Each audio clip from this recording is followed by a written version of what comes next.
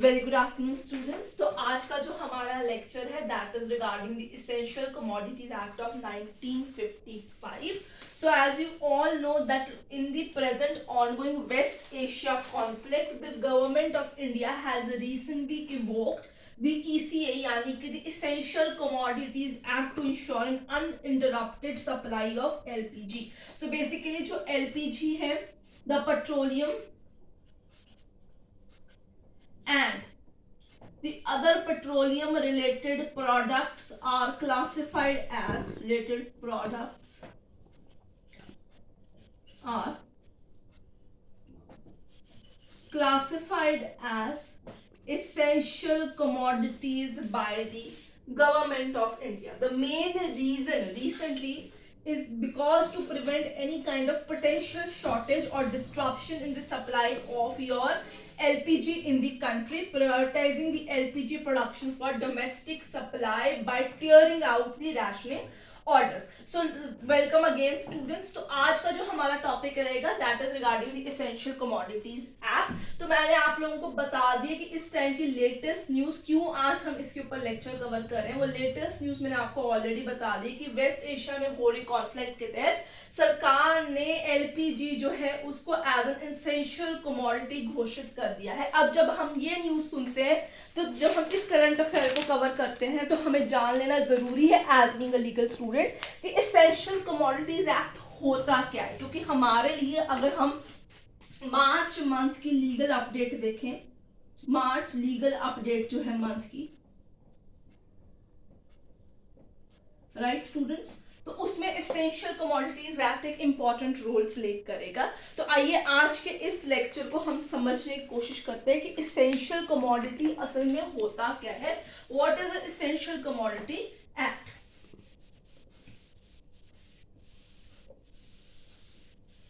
Right. So before proceeding towards your essential commodities act, मैं आप लोगों को बता दूं कि इस मार्च मंथ जो है आपका मार्च 2026 का जो आपका लीगल अपडेट्स है उसमें तीन चीज बहुत इंपॉर्टेंट रोल प्ले करेंगी.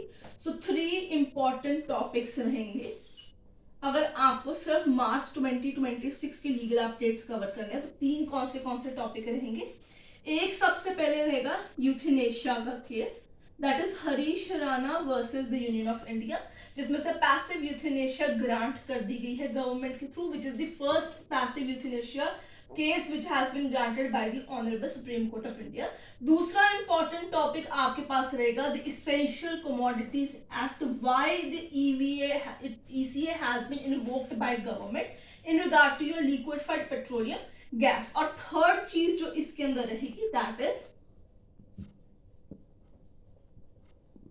impeachment of chief election commissioner, जिसका अभी सिर्फ नोटिस दिया गया है. ठीक है, आगे जो प्रोसेस है वो हम अगली वीडियो के अंदर डेफिनेटली आप लोगों के लिए लेके आएंगे जिसमें आप समझ सके. तो अगर फिर for now 15th of March है आज, सो फर्स्ट 15 डेज के अंदर ही आपके पास 3 लीगल इंपॉर्टेंट टॉपिक्स हैं जो आप कवर करेंगे in regard to your legal updates of your month. Right students, तो उसमें से आज हम ECA को ऑलरेडी कवर करने वाले हैं अपनी इस वीडियो के अंदर. अगर आपको आज की वीडियो पसंद आए तो इसे लाइक शेयर डेफिनेटली कीजिएगा. जिसने चैनल को सब्सक्राइब नहीं किया आज ही हमारे चैनल जीके लॉ क्लास को सब्सक्राइब कर लीजिए. आइए स्टार्ट करते हैं. प्रेजेंट न्यूज हो गई, अभी तक सो फार मंथ के अंदर क्या लीगल अपडेट्स हैं वो भी मैंने बता दिए हैं. अब हम बात करेंगे एसेंशियल कमोडिटीज एक्ट के रिगार्डिंग. सो ये बेसिकली एक एक्ट है जो ग्रांट करते हैं इंडियन गवर्नमेंट को पावर. इट ग्रांट्स, मैं यहां पे लिखने लगी हूं इसका brief, it grants power to the Indian government, right, to regulate. ये जो रेगुलेट वर्ड है ये इसेंशियल रहेगा इसमें. टू रेगुलेट, क्या क्या रेगुलेट करेंगे, the production, right, supply, distribution, right, trade and commerce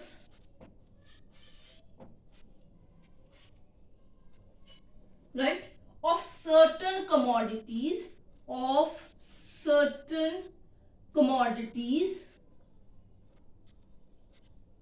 which will be called essential, right students?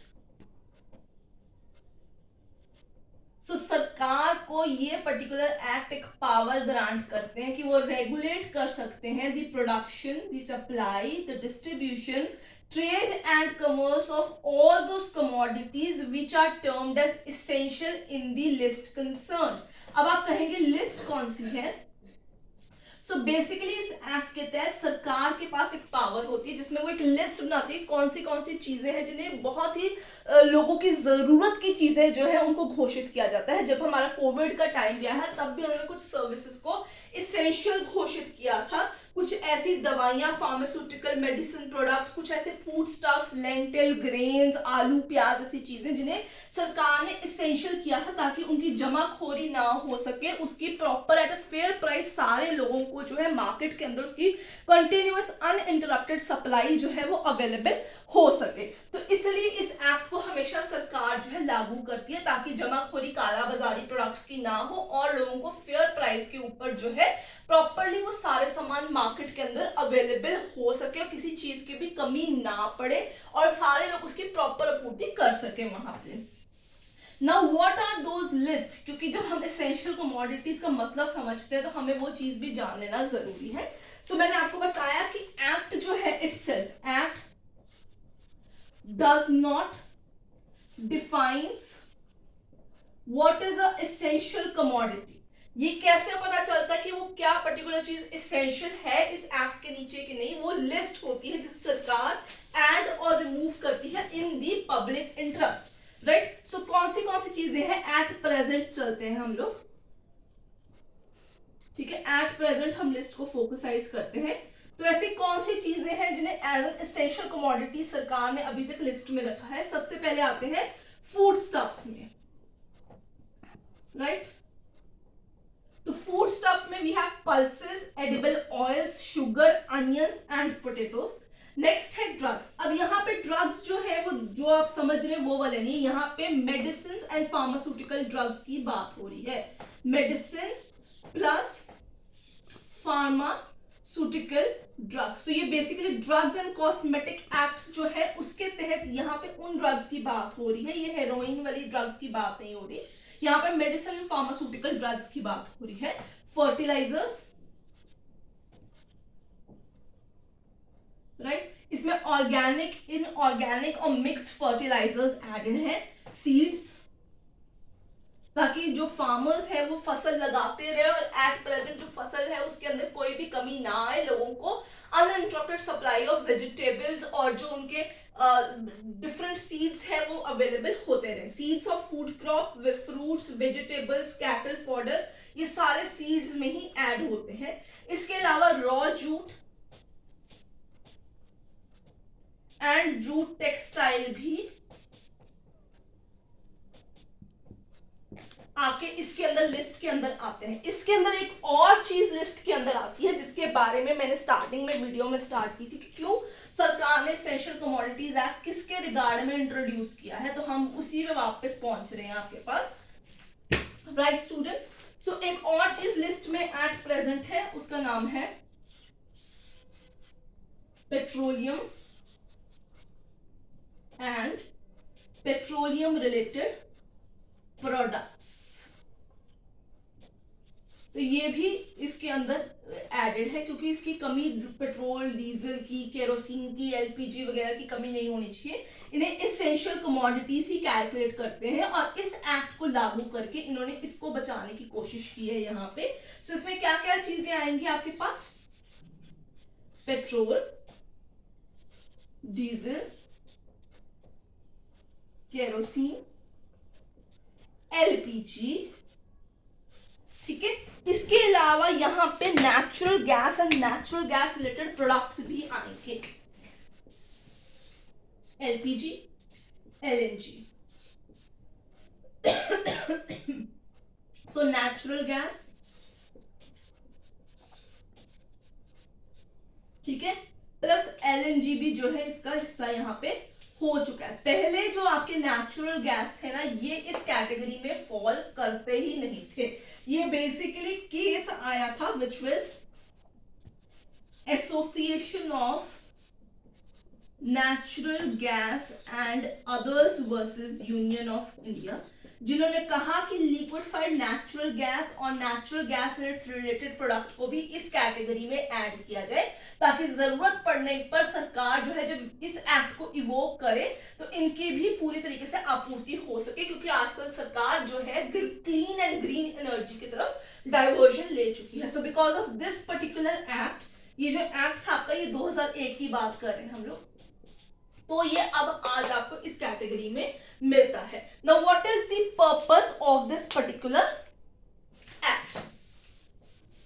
So students, I hope आपको समझ में आ रहा होगा। कहीं पे डाउट है, do let me know in the comment section. So what is the purpose of this ECA Act? To ensure the availability of these goods at consumer at fair prices is the purpose. So fair prices में वो जो products हैं, जो list है, उसके अंदर जितना सामान है कंज्यूमर्स को मिल सके, कंज्यूमर राइट्स की प्रोटेक्शन और प्रोडक्ट्स की अवेलेबिलिटी मेजर पर्पस है इस एक्ट का। की ऑब्जेक्टिव्स देखिए। So what are the key objectives of this act? Prevent hoarding, ये लिख लीजिए। तो जब आपको कोई क्वेश्चन कभी आएगा इसके regarding, if you are preparing for any competitive exam, not only legal competitive exam but otherwise also, तो आपको एसेंशियल कमोडिटीज एक्ट का पता होना जरूरी है। Prevent hoarding, controlling prices, right, controlling prices. सरकार कभी कभी कुछ प्राइसेस जो है उनको फिक्स्ड कर देती है कि इतनी ही MRP की होगी, ठीक है। फिर ensuring availability, ensuring availability of those products जिसके कंसर्न में ECA लगाया गया है, एंड रेगुलेटिंग ट्रेड, ताकि मोनोपोली ना हो जाए मार्केट के अंदर, जिसका जो काम अगर उस प्रोडक्ट से रिलेटेड है तो सबके काम चलते रहे। These are the key objectives. What are the power of the central government? Next questions come here. Power of central government. This is the again another thing that has to be kept in mind while reading the Essential Commodities Act. Again, number 1, regulating the production, imposing the stock limit, restricting the movement, fixing the prices, order compulsory sale to government. सरकार खुद कह सकती है उन manufacturers को कि भाई हमें सामान बेच लीजिए, हम एट प्रॉपर टाइम जो है उसको प्रॉपर प्राइस पे लोगों तक पहुंचा देंगे if your product is not getting to the consumers at a right price. Right students? अब हम recent amendment की भी बात कर लेते हैं क्योंकि एक्ट पुराना है।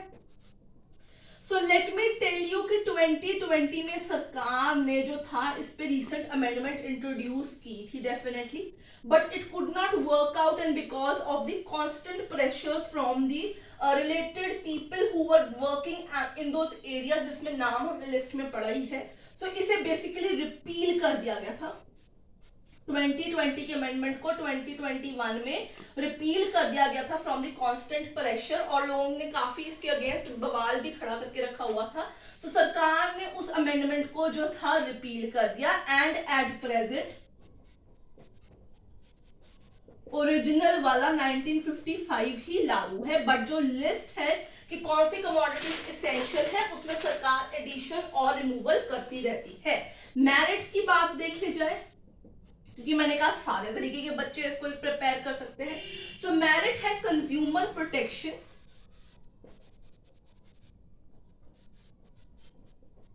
राइट, और दूसरा मेरिट इस एक्ट का क्या है, फूड सिक्योरिटी, ठीक है।